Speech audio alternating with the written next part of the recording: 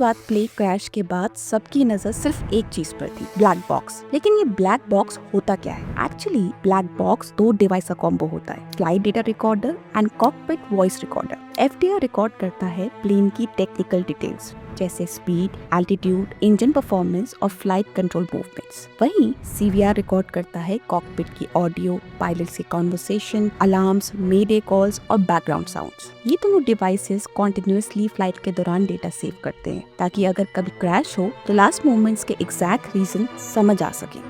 Black box plane के पीछे tail section में होता है क्योंकि क्रैश के टाइम वही हिस्सा है जो सबसे ज्यादा सेफ रहता है। ब्लैक बॉक्स स्ट्रॉन्ग मेटल जैसे स्टील या टाइटेनियम से बना होता है और फायरप्रूफ, वाटरप्रूफ और इम्पैक्ट रेजिस्टेंस भी होता है ताकि डेटा हर हालत में सेफ रहे। By the way, black box का कलर ब्लैक नहीं बल्कि ब्राइट ऑरेंज होता है ताकि क्रैश के बाद इजी लोकेट हो सके। और ऐसे ही इंटरेस्टिंग इन्फो के लिए फॉलो करें।